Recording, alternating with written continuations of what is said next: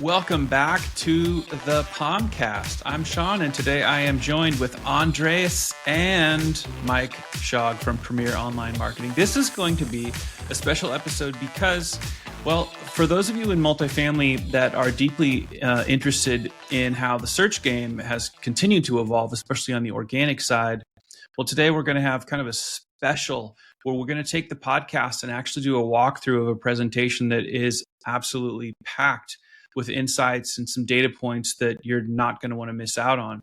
So, as you may or may not know, SEO is changing more so now than it has probably in the last 20 plus years, and multifamily marketers really can't afford to get left behind. Yes, everybody's talking about AI. It is influencing very much how people search. Organic traffic patterns are shifting. Engagement benchmarks continue to evolve. So today, well, we're doing that. We're jumping into the state of SEO multifamily with someone who knows the landscape inside and out. Shaug Fernandez, well, you've seen him on the podcast before. You know he knows his stuff. Well, he's going to walk us through the findings, insights, and strategies from Palm's latest SEO research relative to multifamily. So whether you're managing websites, running campaigns, or shaping digital strategies in the multifamily industry, well, this is an episode and some information that you're not going to want to miss. So, Mike and Andres, welcome to the Palmcast. Well, I don't want to waste any more time. I'm going to hand this off to Andres, who's going to get us kicked off, and then we'll jump back in a little bit later, perhaps in and out through the presentation, but certainly at the end for a couple of follow-up questions. So, with that said, Andres, go ahead. The floor is yours. Awesome. Thank you, Sean. All right. So this presentation is split into two sections. It's basically some organic benchmarks, a case study that we did in the multifamily industry based on 815 multifamily communities. And we also have a section on the future of AI. So very interesting data that can help multifamily marketers make better decisions or gauge their own multifamily communities versus these benchmarks and help them get better results. So as I mentioned, 815 multifamily websites were analyzed in this study. So it's a large chunk of data, not one-offs or anything like that, and this can help you set goals for yourselves and for your multifamily communities. So let's jump right into it. First thing is the traffic share. Traffic share means what percentage of traffic is attributed to direct traffic, organic search, paid search, etc. So imagine there's a pie. What piece of the pie belongs to which channel? And number one, we have direct, and obviously direct means people typing in your URL in their in their web browser directly. But it also means unattributed traffic with all these cookies and all that disappearing and privacy browsers and all that. It's a lot harder to attribute traffic directly to a specific channel. So we, Google attributes it to direct at almost 30%. I'll just round it up 30%. And then followed by that is organic search. Among the 815 websites that we analyzed, 27% of the traffic came from organic traffic. So search engines like Bing, Google, Yahoo, etc.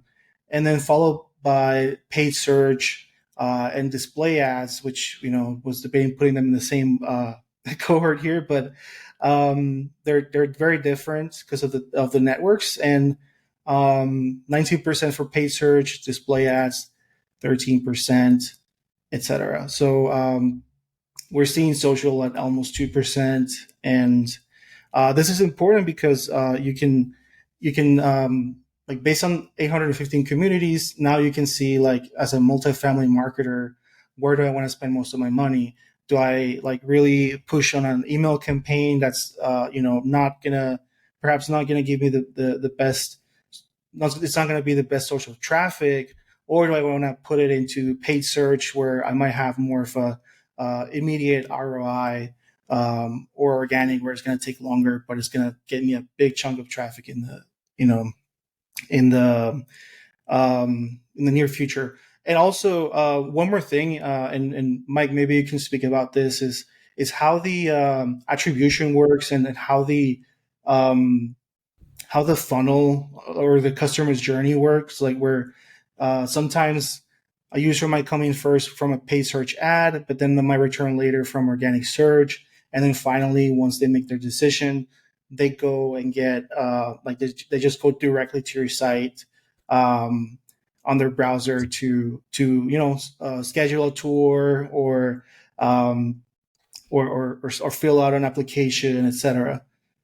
Yeah, definitely. I mean, obviously, users, when they're considering where to move their home, they're going to be looking at a lot of different options. I think the last number I saw is that an average of 7 different communities are shopped for consideration. So a lot of times, that first touch point that you're going to have with a customer might come through paid search, but a lot of times the closing of that traffic will be coming through organic or direct. So there is going to be a multi-touch user journey. It's not that people, 30% of everyone just wakes up at one point and is like, hey, I'm going to go directly to this particular website and submit an application. There are going to be a lot of different touch points throughout the user's journey. So obviously it's really important to know that what feeds direct is going to be a little bit of everything. It's going to be fed by paid. It's going to be fed by organic. It's going to be fed by social. Which is a little annoying because it is a big chunk of traffic that we don't always know exactly where it came from. But in terms of addressable channels, you can see organic, paid, display, all of those things will kind of feed into that. Awesome. Next, we have the organic traffic trend for 2024. And this mirrors basically what we see in multifamily seasonality, where traffic starts to rise in March, and then it peaks in between May and July, and then it starts to slow down in August, September, and then we start heading into fall and winter. So it the lowest traffic is during those months of October, November, December. So across all 815 apartment communities, we saw this during 2024, and it goes hand in hand with the current market trends for multifamily. So we're pretty pleased to see that. Now in 2025, we're starting to see across all of our communities, we're starting to see a shift, and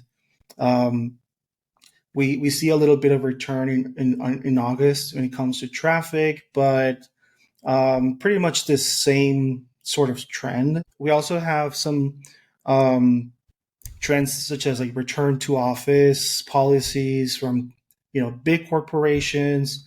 So there's been a little bit of more movement on the leasing demand, and a little bit of shrinking of the SEO runway for the prime months. This is for 2025, but the graphic that you're seeing is for 2024. What we tend to do on the SEO side for this is whenever we get an apartment community during the fall months, we tend to front load as much work as we can during the winter months, fall and winter months. So we set you up for success, and we set the stage so you're ready for the increase in traffic in March, but just get you in a really good position by May, so you get an influx of potential leasers to your site, and fill up those units as soon as possible. So during May, June, July, once we have like front loaded everything during fall and winter, we just do a sort of maintenance just to make sure that we monitor, we make sure that we constantly add content to your site via blogs or GBP posts or refresh your landing pages. But for the most part, all the heavy lifting has been done during the previous months, and so on. Yeah, I Do mean, you? multifamily seasonality kind of is what it is. I've been in this for I think 17 years now, and it's very predictably kind of followed this arc for a really long time. Obviously, COVID massively disrupted things. A lot of people moved. Now, a lot of those people are coming back. So you do see some of those slight fluctuations. But the most important thing to understand about this is your prime time to get as many leads and traffic as possible is going to be really from in that peak window. So everything that you can do to get your ducks in a row before that time starts is beneficial. Obviously, you're always going to be marketing. If you just opened a building and it happens to be May, obviously you want to do as much work as possible on the SEO front so you can capitalize on the high leasing months as much as possible. But things like cost per leads and leases tend to be higher in winter months because there's still the same amount of properties that are competing for less users and searchers. And obviously we can't create search volume. So it's really just a matter of identifying the pattern of traffic and figuring out how do we prepare ourselves for when we're going to get the vast majority of it and have our ducks in a row in advance of that. It's one of the great things I think about seasonal businesses that maybe not all of them from a sales and marketing perspective appreciate it as much as they should. And that is you have a window that is pretty consistently repeated every single time during that season that gives you what you guys are talking about, which is this time to prepare, time to maybe revisit your strategy. But because it's predictable for the most part, unless without disruptions like what we had during the COVID period, you do have this carved out period of time where you really should, if you haven't in a long time, look at your strategy and then make sure that you have a plan going forward. And this is the time for people to be doing this in multifamily is right now as they're going into these winter months. So I don't want to, get the cart before the horse. I know there's a lot more to share, but is that one of the things that you guys end up emphasizing even with new clients as you talk to them is like helping one understand what they've done previously, but then set themselves up for that time of year is always the time of year that you should be preparing for when the numbers change. You always want to get as many things working in your favor in advance of the leasing season. I mean, you're going to get leases outside of that window. You're going to lease buildings all year. Most of the time, especially in the Southwest, you'll have a little bit less of a moderate crash. But in places like Minnesota, where it's, 5 degrees outside, there are just going to be a lot fewer people moving. So you absolutely have to work with the season as much as possible. If you're a builder, try to have all of your product finished before the spring.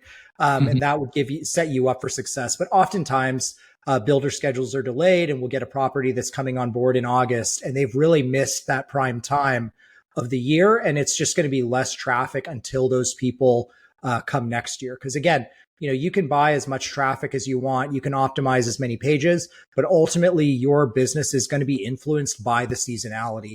And if 2x the amount of people are searching for apartments in July than are in December, that's just something that you are going to have to understand and plan for. Now, we got some juicy numbers when it comes to organic traffic benchmarks. And this is what a lot of multifamily marketers want to see. Like how do you compare your apartment community versus the national standard? And obviously, like this is not the national standard, and we're basing this off of only 815 apartment communities. But I think that's a pretty big chunk of sample size that we can base it on. And also a caveat to this is that we're not splitting this in different cohorts of like population size. So this includes high population, mid and low population communities. So the numbers might look, on average, if we section this for like, let's say Longmont, Colorado, you might see smaller numbers because of this population size versus, San Francisco, where there's a lot more leasing demand there. So, and number one, we have average monthly website visits, so organic sessions. at 1,003, just rounded up to 1,000. And I always say this during my calls: anything above 1,000 for website visits from organic traffic is excellent. And sometimes we see 3,200 for high population areas or high demand areas, and that is just like phenomenal across the board to get that much traffic to your site. But a lot of people just don't have the averages, the benchmarks to compare themselves against. But another thing is bounce rate, and this is an old Google Analytics metric. Now Google measures it as engagement rate, but you can still look at bounce rate. And bounce rate means how many people go to your site, they don't perform any actions, and they just leave your site and go back to the search results or go back to another website. So we found that 24% of the visits become, they just bounce back to the search results, or they leave the website without performing any action. And again, this will change based on population size, but I would say between, even if the benchmark is 24% for B2C, I would say between 40 and 60% bounce rate. It's still a good range to stay between. But obviously for organic, we have a fewer or less bounce rate than in other channels. So that does change a little. And the other two are engagement metrics. Again, average time spent on the website. For organic, we have 4 minutes and 11 seconds. That means that the user stayed on your site for that time frame on average, and 3.5 pages visited for pages browsed for each website visit. So they might go to your homepage and then go to your floor plans to check availability, and they might go to the gallery to check your amenities and unit photos, and then go to the contact page to contact you or schedule a tour, etc. And this helps, it helps this helps multifamily marketers compare their websites performance with, a more higher sample size, and plan accordingly. So if your website average time is like a minute and a half or only 1.5 pages per visit, then it might be, you might have a pop-up banner that's annoying, or some issues with your user experience or your UI, and like it might ruin the experience. And so users might tend to leave faster, or in other cases, just don't have available units. And when people see that, they leave. So, which is very common in multifamily. All right, now we get into some demographic data, and we are not able to pull this from all 815 communities because it's a setting that has to be activated through analytics. So not every property has this enabled. But on average, from 837,000 website visits, we saw that the age group that represented the most traffic is the 18 to 34 age group, which equals 52% of the traffic. Now, followed by 35 and 44. But I wanted to say that while the renter cohort still skews to like the younger audience, we still have to serve, first time movers questions. So this cohort of 18 to 34 might be first time movers. So our apartment community can perhaps have more FAQs or blog posts or JBP posts that can answer questions for that audience, instead of just taking for granted that they're they've already moved before to a unit and stuff like that. This really helps marketers prepare for the type of traffic that they're going to get, and what type of audience they are, they want to capture. This also, we definitely want to include as part of like FAQs and data, like pet rules, breed restrictions, parking. If like just more details that other websites might not include because they're, again, taking for granted that they're not first time movers. So, any input on this, Mike? Just, obviously this is super useful from a paid media perspective as well. If you're looking at demographic targeting and how to control your messaging, it's definitely helpful to know who is doing the most research. Obviously, you always want to be marketing to every age group, every gender.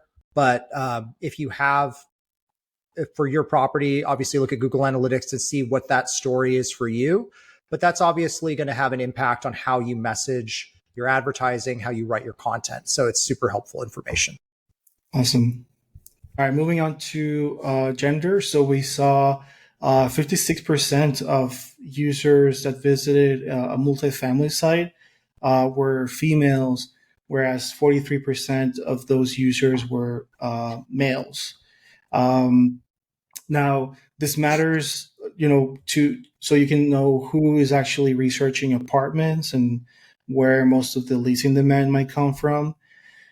And you might want to include more information about like um, maintenance schedules, or like emphasize like parking information, on-site parking, parking fees, or if it's free, like include FAQs, all of that for both audiences. Again, first-time movers.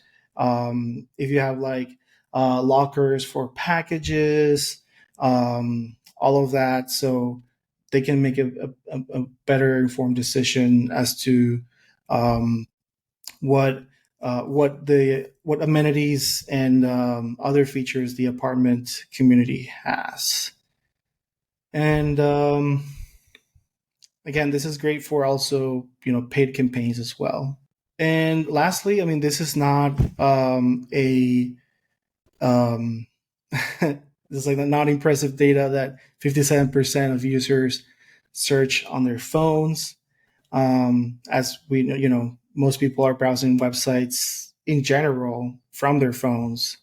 But it does reiterate the importance of having a mobile responsive site, a mobile first site. In the past we used to, or like the industry tended to design websites based on the desktop first, but the practice nowadays is to design the website for mobile first and then expand it to other devices such as tablets and desktops and so on. And also important to have a fast site that can load on mobile, that doesn't take more than 3 seconds to load, that your interstitials, such as pop-up banners and chats, are not blocking the entire screen when the website loads, and that just on a mobile device and just ruins the experience. So just things to consider when designing your website. All right, moving on to AI and search trends. I just want to focus here on just the future of search, on how we're seeing, large language models evolve, and large language models are ChatGPT, Gemini, Claude, Perplexity, all of those AI tools that we see people use. The most popular one is ChatGPT, but we're also seeing LLMs integrated into search engines with the AI overview. And the AI overview is simply, most of you have already seen this, but it's this little snippet that is generated in the search results whenever you type in a query that's informative or it's phrased as a question. So, in the search results, you obviously have the sponsored ads at the top, and then you have um, the the AI overview snippet over here, followed by the map pack and other snippets, and then the organic search results. So this has really shifted the way that users engage with the search engine's result pages. But I'll talk about it a little bit more in this presentation. Um, so the first thing is AI adoption is obviously evolving and accelerating.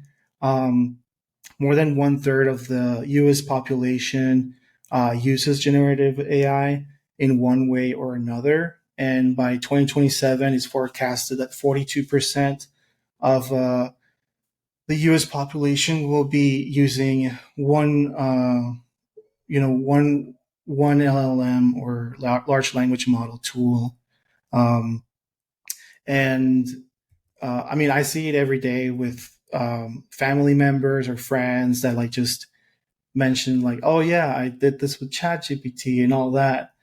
And whereas in 2020, December 2022, when GPT-3 was dropped, um, there was a lot of fuzz in the internet, but people like around me and family and friends and all that, they still didn't know what that was. But you know, even in WhatsApp and Facebook and Instagram, um, Llama and the Meta large language model or AI tool is being used a lot more to generate images or ask questions, and it's already integrated into those social platforms. So it's just interesting to see like more use cases of that.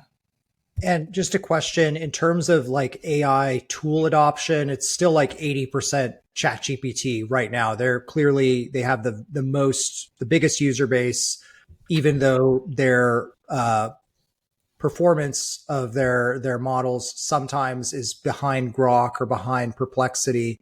But in terms of the user base, and when you're looking at like where are these people doing this, it would be predominantly ChatGPT. But obviously that's going to change over time. But the reason why I mention that is because obviously when we think about search, we don't think about them all equally. We think about Google primarily, and then a far second would be Microsoft, Yahoo. So right now, the Google of AI is definitely ChatGPT in terms of user base. Yeah, and Do we're you also ever? seeing them. Go ahead. Sorry, I was just gonna say, do you guys ever see where the AI overview is inserted above a sponsored or a paid? I haven't noticed that yet, but I'm sure that they test a lot of different iterations. I've seen them primarily in the place where Andres showed, but also I've seen them at the bottom of the page a couple of times. But most of the time, it's kind of in the same place. Yeah, the inspiration for that, or the reason why I asked that question, is certainly Mike and I have a lot of history with this on the paid side, knowing that Google's relentlessly testing, their search environment for a lot of different reasons. Of course, the user experience is important to them, but profits, right? That's how they make most of their money. And I don't begrudge them for that whatsoever. But I wonder if AI overviews, kind of like the coveted spots of organic search, were always there for a long time, and this is going way back many years, but there was a time that pay per click was not a thing, and obviously in an environment that gets so much attention and sees so much traffic, it makes sense to think about, are there ways to kind of monetize the interest of this information that's found? And if it's not happening yet, I wonder when it will be that the evolution of search engines, I'm sure Google is already thinking in this direction, is how will they consider that? Will that ever be a factor where they could even think about, hey, well, here's an AR overview, but how do we now figure out a way to even make that something that somebody has to pay to play in? So I've heard that they're playing with ads inside of AI overviews. Like if you expand them, I think I've seen a couple of those. Google definitely is in a position where they have kind of the innovator's dilemma, where they literally have such an incredible product, which is Google search. It's great for marketers. It's great for them. Organic listings, they will shove to the bottom of the page below all of these things. Obviously, there's an expectation that Google needs to be an AI player, and you're definitely seeing AI cannibalize a lot of space that used to belong to organic and pushing all of that stuff down. But what you don't see them doing is cannibalizing search. So they're going to always be walking that fine line of how can we give people as much of this AI stuff that's beneficial that doesn't eliminate our opportunity to serve ads. Otherwise, they're going to be taking up, I think it's like $50 billion a year and just lighting it on fire. And that's why a lot of people, they've thought of ChatGPT as the Google killer, which definitely isn't yet, but there is certainly encroachment. I mean, some of the estimates that I've heard is that it's as much as like 20% of search that was going to search engines, Google, Bing, Yahoo, are now being conducted on ChatGPT and other LLM platforms. But then the argument is, it's really long tail, and then it causes more search within Google. At least that's what Google is saying now. And I think that's probably true, because a lot of times, if you're looking at product or comparison or stuff, you might have to do 10 different searches. But if you go into ChatGPT or Gemini, you can have them summarize all of this research, but then you're still going to do that research at those individual properties or communities if you're comparing different apartments in a different area. So it creates search in some respects. It takes away from search in others. A place where we're definitely seeing a lot of contraction as a result of AI, where essentially AI, ChatGPT specifically, is stealing traffic, is from large content producers. ILSs, I think, are getting hit very hard by ChatGPT. A lot of websites that would teach you how to do things, that information is being summarized. So the reason why it's so important that Andres showed that only 1% of traffic is going to the websites is ChatGPT and LLMs are eating a lot of traffic. So you're not getting the same value of traffic. Cloudflare mentioned that I think they were doing this Cannes thing, or Cannes Film Festival, and he was talking on their technology summit and basically saying that for every 7 pages or 5 pages that were crawled, you used to get 1 visit. And now for a lot of these large content producers, it's like 17 pages per visit. So the amount of pages crawled to visits given is going down a lot. And there are a lot of people that are very concerned about it, because obviously every business, whether you're a content producer, you need traffic. That's how you monetize the information that you share with search engines. And luckily for us at the local level, we're not seeing that level of cannibalization yet. I'm sure some of that will take place, but definitely, the more people that leverage these tools, the more different traffic patterns will be. But one thing that's interesting, and this is just kind of an anecdote from our own SEO and lead generation, we are starting to get leads from ChatGPT. And it's really annoying because I'm like, what keyword or blah, blah, blah, blah, blah did you use? And we don't know. I don't have any level of attribution on why we got 3 really great leads from ChatGPT, but I'm very thankful for Andres and all the work that the SEO team does to get us in those places. So it's kind of a weird thing. We don't really talk about impressions as being valuable, but ChatGPT impressions and activity are super valuable. They're just as valuable as visits. So we can't see how many of those people might have seen the results in an LLM for us yet, but we know that when we show up in an LLM, their opinion of us goes up substantially, and they're very impressed. Like, how did you guys show up for this? Because obviously they could go to Google and search a bunch of different agencies as well. But the fact that we're showing up for multifamily, power sports, or automotive agency in LLMs, basically they kind of come to us a lot more warmly, so to speak. Yeah, I think that's great. And that you're not the first person that I've heard say that they're noticing, hey, I got traction or got a lead that's coming clearly through ChatGPT, somebody's ChatGPT experience, which does say a lot about the business and what they're trying to do to make sure they're showing up both in traditional search results, or let's just say Google, but then also in ChatGPT. And it's I think it's just the beginning of kind of figuring out what is maybe triggering some of that, but it's only, I think, going to become more significant in I think mostly in a positive way, because most of the people, although the adoption rates in LLMs, as Andreas shared, continue to rise, there's a massive percentage of those people that just want to learn how to make an action figure themselves in the new image model of ChatGPT, which was literally just destroyed by Nano Banana last week. And just give it a couple weeks and Midjourney is going to be it's like an arms race in so many different areas. And I think one of the reasons why I love that you guys do a podcast is that you have these conversations about things for, in this case, the multifamily community, to just be listening to a conversation full of really good insights and some research that you've done, to then come away with, hey, well, what are we doing? Because you just said something, Mike, that I think is interesting. For many, many years, it was fair to say that an impression, really, it's not really an achievement. It's more of a performance type of metric, maybe vanity. That's kind of a way of like really wanting to chip away at, like, there's no value to that metric, which I think that's changed somewhat. And I don't know where exactly it's going to end.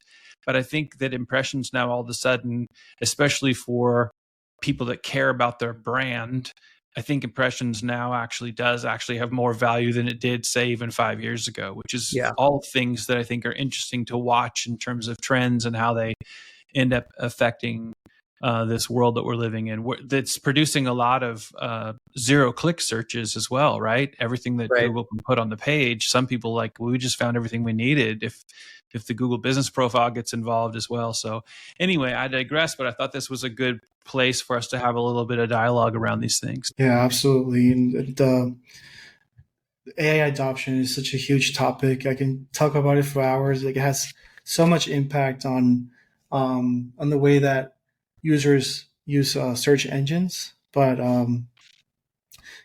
essentially, search engines are moving more towards an answer engine rather than displaying search results. So getting to the answer first.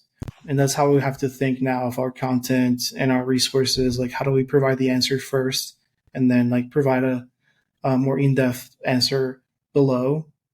A good example I use is always the recipe sites, where you look for a recipe and you have 1,000 words talking about how your grandma, used this recipe, the history of tomatoes, and then at the end you get the actual recipe.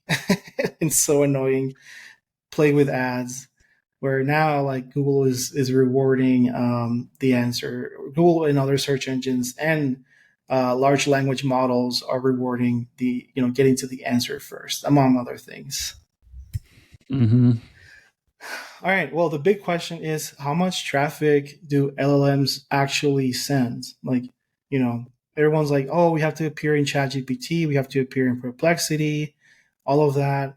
Well, actually, in today's world, and this is based on a study from Ahrefs, but what they found is that traffic from ChatGPT and other large language models is actually less than 1% of the total traffic that these websites receive. I'm talking, YouTube, Wikipedia, Forbes, all those sites, like publishers, news publishers, all of that. Less than 1% of the traffic that they receive come from large language models. And even in multifamily, doing our own study, we found that 85% of the traffics come from ChatGPT, from that 1%, but it's still very little traffic. Now, with that said, that traffic is increasing. So obviously we will see a higher rise of, it will be eventually become 1% and then 1.5, etc.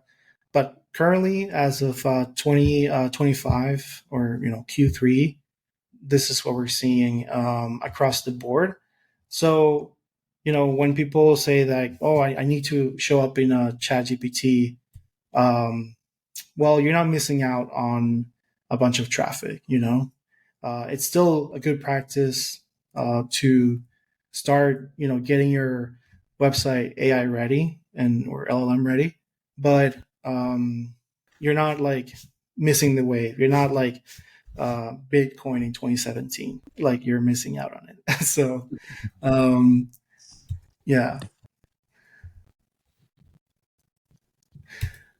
The other thing I wanted to mention is the scale of LLMs versus traditional search. Like this is how much traffic the top 100 websites. When I say top 100 websites, I mean like the ones that I previously mentioned: Facebook, YouTube, Wikipedia, Forbes, all of those websites, ESPN. The top 100 websites, they get about 200 billion website visits every month. Whereas Google gets 81 billion website visits, and LLMs, large language models in general, get around 1.3 billion or generated 1.3 billion referral visits as of May 2025. So just wanted to put this into like the scale of, going back to the less than 1%. Still, most of the like 100 top 100 websites, include and also Google, they generate more website visits than the actual referral visits that large language models provide. So you still like, it's something to consider. The scale of the traffic from these LLMs is still very small. It will continue to increase for sure. Like this, there's no way back. We're at the point of no return. But I just wanted to put it at scale for y'all. Now let's talk about the conversion rates for traffic coming from LLMs versus organic traffic. And this actually comes from real estate traffic. So this two numbers that you see on your screen are based on real estate traffic. So traffic coming from AI tools, they convert at 6.25% versus organic search. So people are putting more trust into, search engine. AI tools and LLMs answers than what they find in search results. Now, the way that people search in, ChatGPT and whatnot is also very different than in Google. In Google, you might visit 10 search results before making a decision. So that's why you might see a lower conversion rate. Whereas for LLM traffic, like you're putting a lot of trust into the answer, and if they include a referral link and you click on it, you already have like that trustworthiness, of like, well, this LLM is trained on all this trillion data points, and this is the best answer that they provided to me, so I'm gonna trust this website. So I think the funnel for LLMs is or traffic funnel from LLMs is a lot shorter than organic search, and that's why we're seeing higher conversion rates. Any thoughts on this, Mike? No, I mean, it makes sense. I wish I had more visibility on, in our case, like the traffic that comes from LLMs. But like when people see you on an LLM, they're really trusting that system is going to give more correct information than 10 different searches. So a lot of times, again, visibility on LLMs is probably worth more than traffic from a lot of different channels, because you're essentially it's a little bit of a game of persuasion. If you're there with all of these trillions of different data points and this was the answer that I got from ChatGPT, then it must be true. So that totally makes sense that your conversion rates would be much better there. Awesome. I'm gonna skip this one because it's pretty much the same as like the scale comparison, but just real quickly, the top referral sites from LLMs are YouTube. So if you look for an answer in ChatGPT or Gemini and whatnot, YouTube will get cited a lot. as well as Facebook, Wikipedia, Reddit, GitHub, Canva, etc.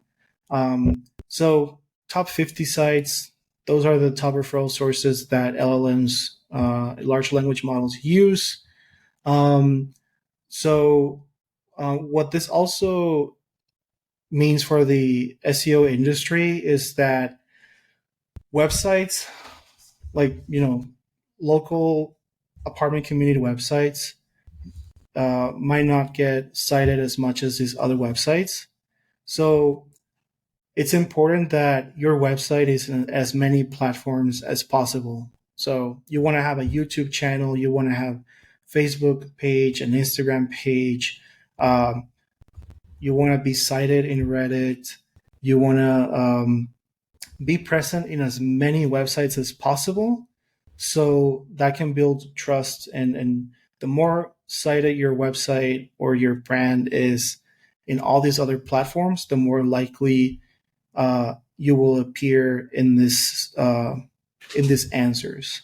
Now, I want to talk about the popularity of Google AI overviews. And as we talked about, this is the AI overview.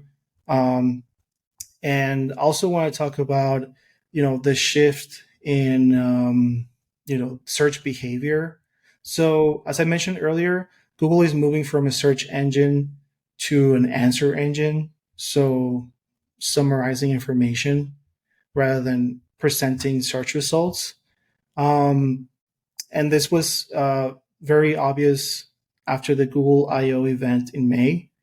However, this still has like very low impact in real estate and multifamily, and also local SEO in general.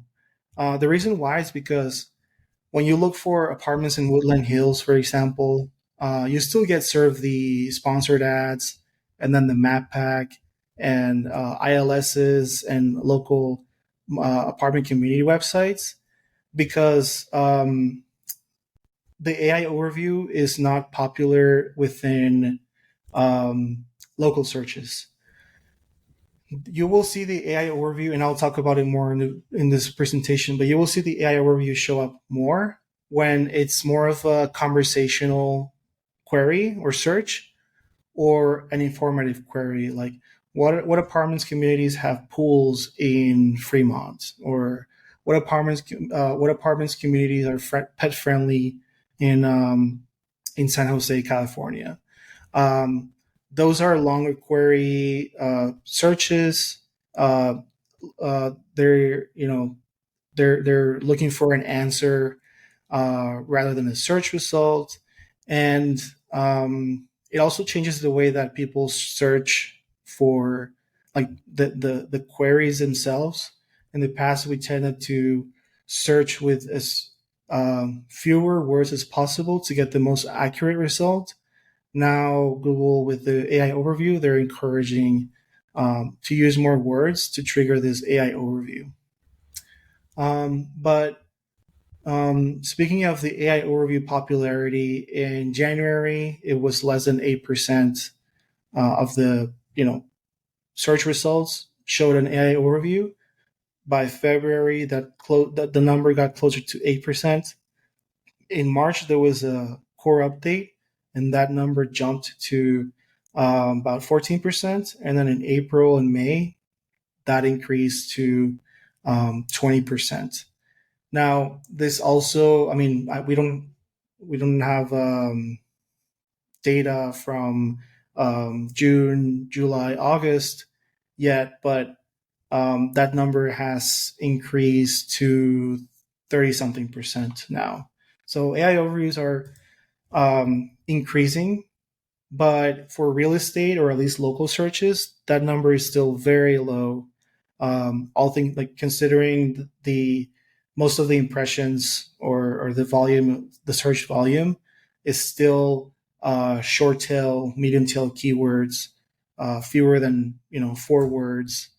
Again, apartments in Woodland Hills is just 4 words. So that's still not going to trigger an AI overview, but longer tail keywords or queries, just what are the best 55 plus apartments in Fremont, California, that's more. That's a lot more words, and that's going to trigger an AI overview. Awesome. So, what impact does this have on inorganic clicks? Well, this has more of an impact again on informational content or queries, but there is a click-through rate reduction of 34%, and this is obvious because AI overviews still appear in the number one spot below ads. So the number one spot in search results in general, the click-through rate is about 32%. So obviously, if the AI overview takes the number one spot, the click-through rate of the following results will be lowered. And what we're also seeing is that impressions are rising because of AI overviews. So people are using Google more and searching more, but they are clicking less because of the AI overview, because they're summarizing all this information for informational queries. But again, for multifamily, we're not seeing a high impact. We're only seeing the impact on blogs, for example. We write a lot of blogs about, best neighborhoods and, points of interest around the apartment communities area. So those get fewer clicks, but they still bring a lot of relevance and they still get cited in the AI overviews. So it's still excellent brand awareness. Moving on to why is SEO still important? Is SEO dead? It's not. 76% of the citations. So these sources here, these are citations or sources of the AI overview. 76% of them are pulled from the top 10 pages. So by top 10 pages, I mean, this is page 1 and then page 10 and so on. Whereas, so it's still important that your website is is still in Google. It's still ranking because it's more likely to get cited in the AI overview. And then also 99% of the 99.5% of the top 10 sources in the AI overview are found in page 1. So again, if you're in page 1 here, you're more likely to appear in the AI overview as sources. So still very important to show up in page 1. Again, as I mentioned, 88% of long tail informational queries trigger AI overviews. Long tail is more than four words, and if it's phrased as a question or if it's phrased as just more conversational style, it will trigger an AI overview. Whereas if you're still doing local searches the old way, which is like apartments in city or, pet-friendly apartments in city, you still will get a local search result with no AI overview. If you're being cautious or paranoid that, AI overview is going to take over local search, don't. Local search is still very relevant and unchanged for the most part. And Google also launched AI mode, which I'm going to pull an example here. So when you look for an apartment, let's say you get the traditional search result, but you can also go into AI mode and it will look something like this, which still shows local map pack listings. So very important to still show up in the map pack. But it also tells you what information your website can have to better satisfy a user's search. So you got your apartment listings here with some price ranges and some some bedroom type of bedrooms. And then you also have some ILSs here, but also it tells you neighborhoods to consider, and then tips for moving to Dallas. Very important information if you're moving outside of the city. So if you get into the customer's mind, I'm moving to Dallas, I want to see what are the best neighborhoods, and I also want to see, you know, of course, like see what neighborhood is closest to my either school district where I'm gonna, get my kids into school, or employer or whatever, or like transportation options, and then compare that with the best neighborhoods. And then I also want to see like what are the best tips to move into Dallas. So instead of just presenting the best options of these are the best apartments, you also want to consider giving more information to the user that can help them move into that apartment community. We go back to the first time movers that we mentioned earlier. First time movers, they might not know about pet restrictions, about package lockers. They might not know about maintenance schedules, all those things. So if we can provide that with frequently asked questions, we can provide the answers to that with FAQs, or just like linking to a related blog that we have on our site that provides that information. That's gonna make it way easier to the user to make a decision. So again, AI mode adoption of this is still very low, but it also provides marketers and SEOs with information that they can include on the site to help the user a lot. All right, quick checklist on answer engine optimization, or GEO, or LLM SEO, whatever you want to call it. I really don't have a preference, but you want to structure your content for AI.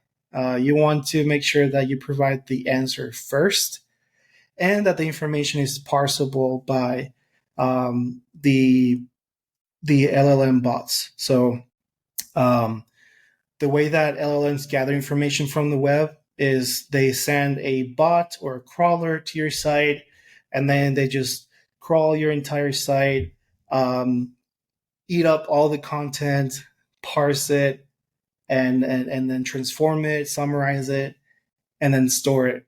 So you want to make sure that all your content and your most important content is on your website. It's that you have internal links, that you have a good structure, but also that you store this content in an HTML format, which is point 3. But you also want to ensure that your content is written in a conversational way. This does not mean that my homepage is going to say what are the best apartments in Woodland Hills, but you do want to have FAQs. You want to have an FAQ page, and we have a really good case study on FAQs, on how we implemented an apartment community, and they started getting mentioned in LLMs, and they started getting some referral traffic based on that. So it's really important to have conversational style content on your website, whether it's an FAQ or in your blogs. And lastly, HTML. LLM crawlers are, most of them do not parse JavaScript. They don't render it because it's very expensive. It's like 10 times more expensive than parsing HTML code. So anything like schema, anything like just your core content, you want to have it in your HTML rather than in a script, JavaScript, and all that, because LLMs are not going to parse it. Therefore, they won't be able to absorb that information.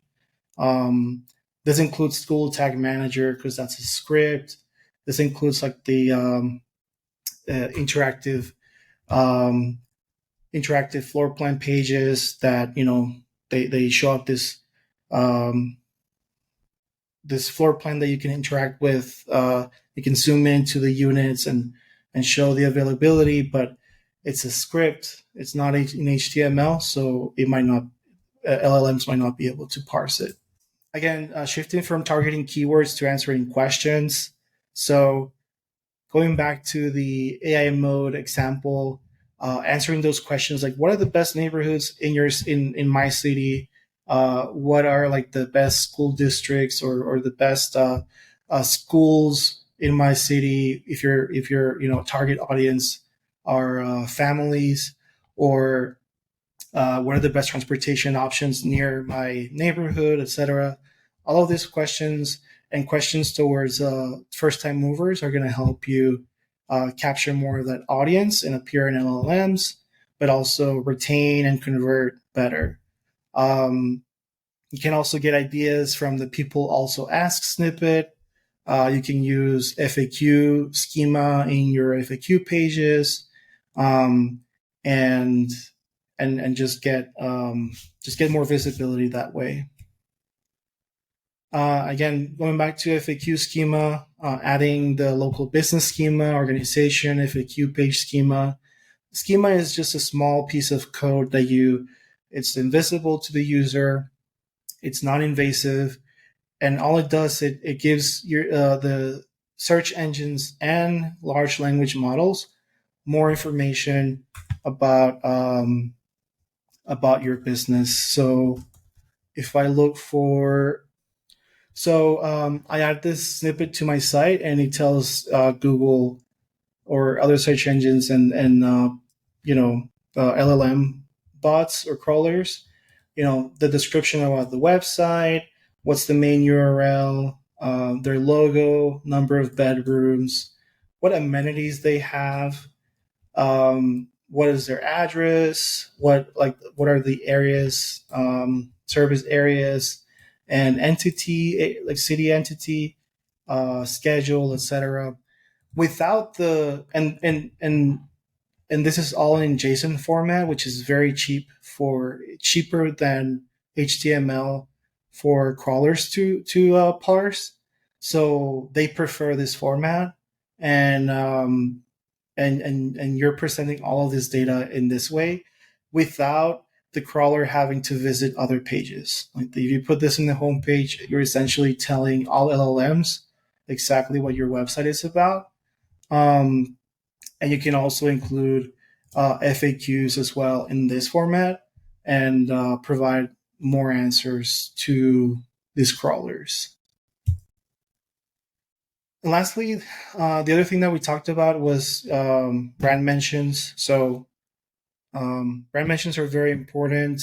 SEO was focused on your website for the most part, but you want to get mentioned in as many platforms as possible. That includes press releases, local citation sites, directories, ILSs, social media sites, and of course, doing link outreach, building backlinks in local sites or blogs or expert commentaries, all of that.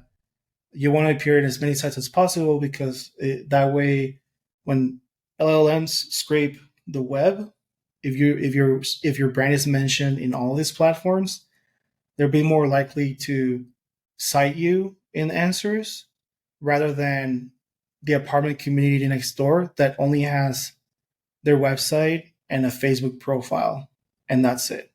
So very, very important. Lastly, you want to measure AI impact. So whatever, if you want to see how much traffic you're getting from LLMs, you can search this in GA4, Google Analytics 4. You can create a custom channel grouping, so you can see all LLM traffic. I included a small tutorial by Dana DiTomaso in the next slide. But you can also monitor AI mentions with tools such as Profound, Ahrefs, SEMrush. They also have a tool for this. This is how you can set up a custom channel group. I included a source at the bottom. And this is a snapshot of how Profound looks like, tracking all of your brand mentions in LLM answers. Still testing this one because it's a little bit like it's not the same as tracking keywords in Google, but it's I take it with a grain of salt, and it gives you a good snapshot of what your visibility might be in this AI tools.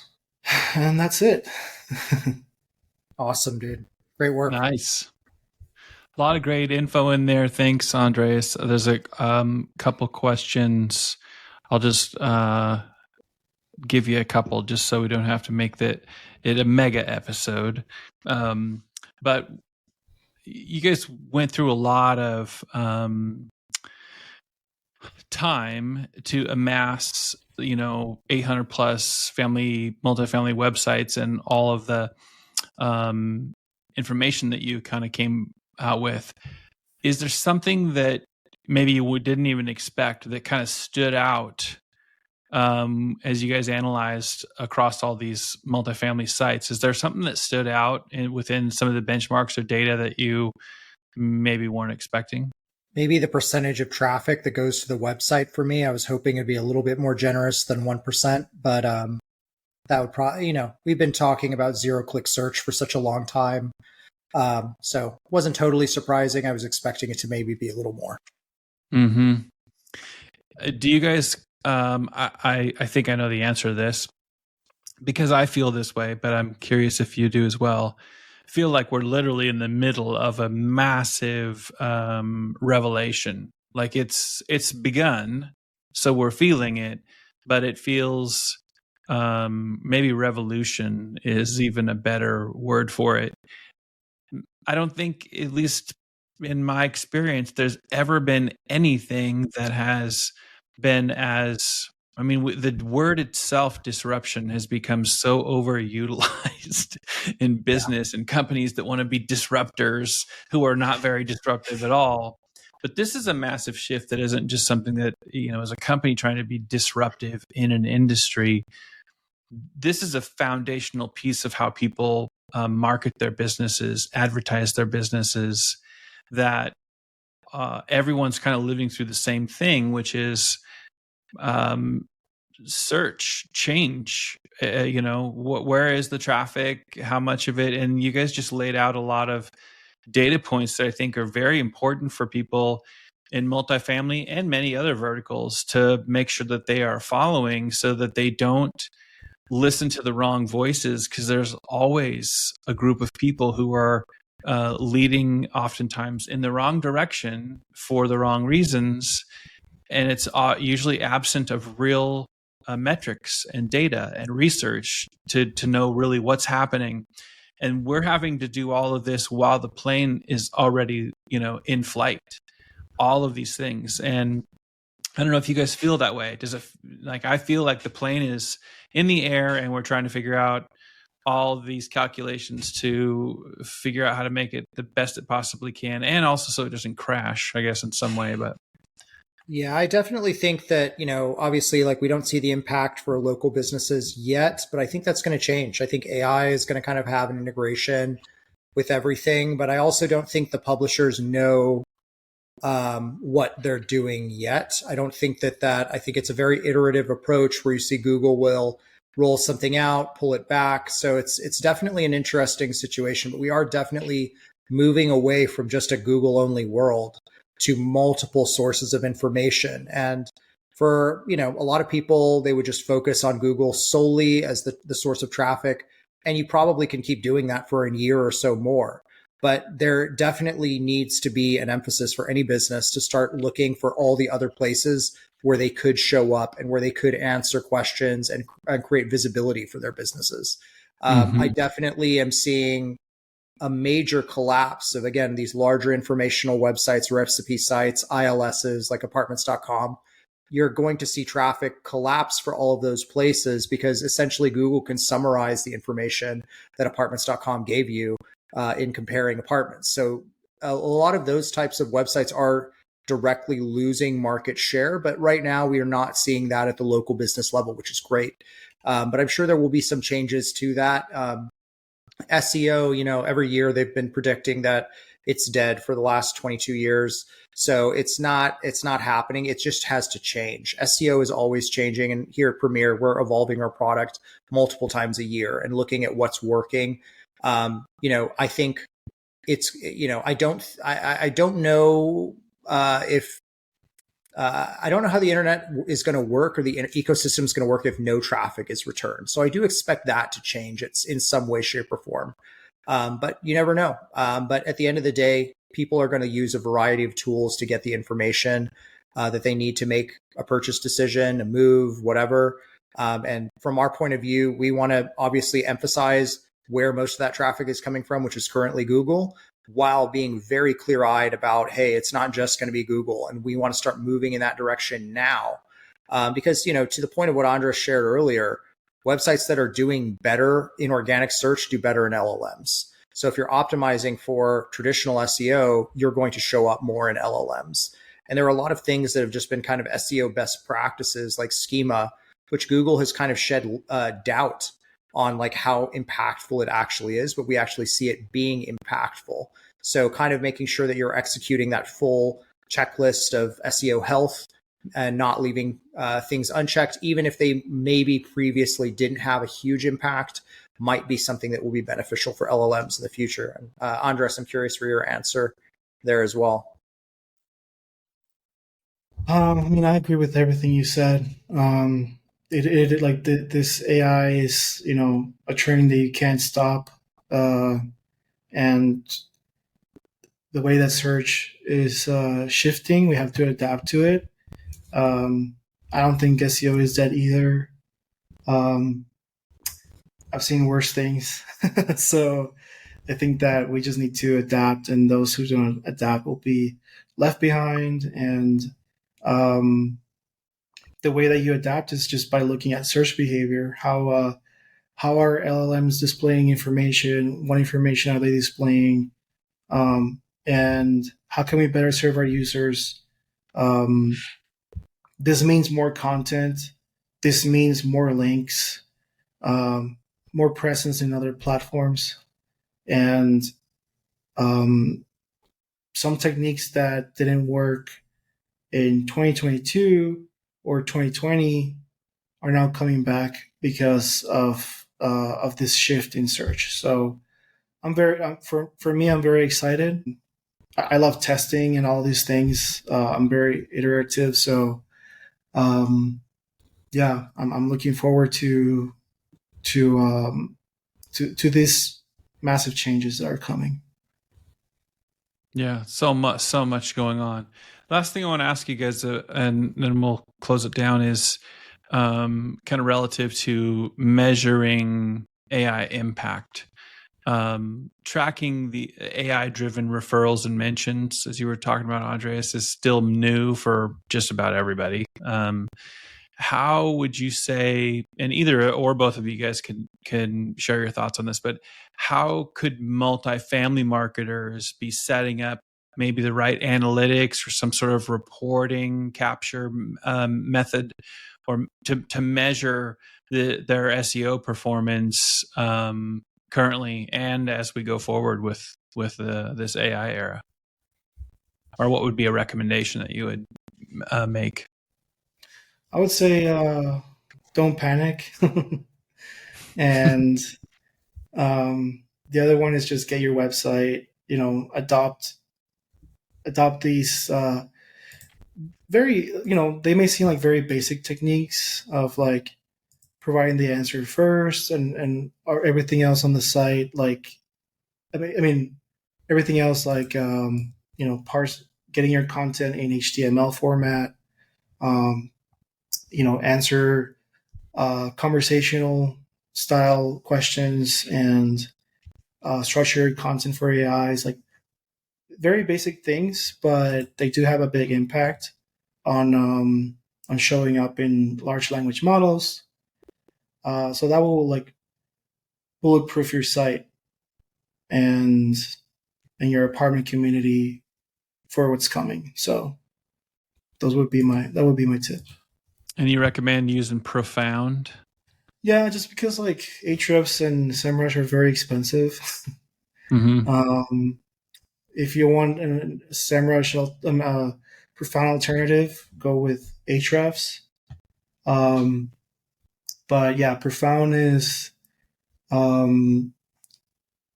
new tool. It measures the brand visibility for different queries in the LLM tools. The only uncertainty that I have is like the only question mark is like I don't know how they do it. Mm. Whereas with position tracking tools, keyword tracking tools, it's very like you can even set one up yourself, but there's still not a lot of visibility on how they do it or like what data they're basing it on. There's still not like any analytics from ChatGPT or anything like that that we can get. So we just have to rely on these tools to give us like the ballpark figure. So not 100% accurate, I would say, but it does give you it does give you some good insights. Yeah. Excellent. Well, gentlemen, that wraps up today's Pomcast. Huge thanks, Andreas, for walking us through. Mike, for giving us some color commentary as well on the state of SEO and multifamily.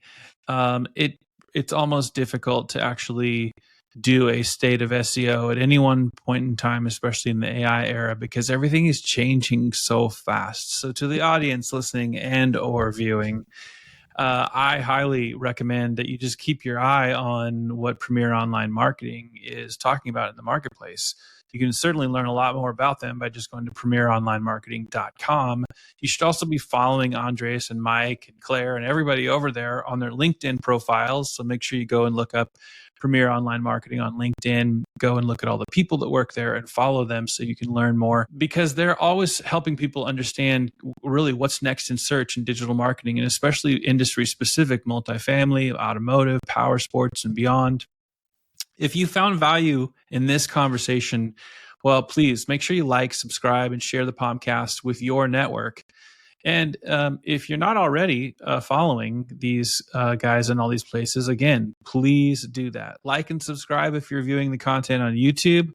I can't thank these guys enough for sharing the insights, giving the resources that they do to help people stay ahead of the curve.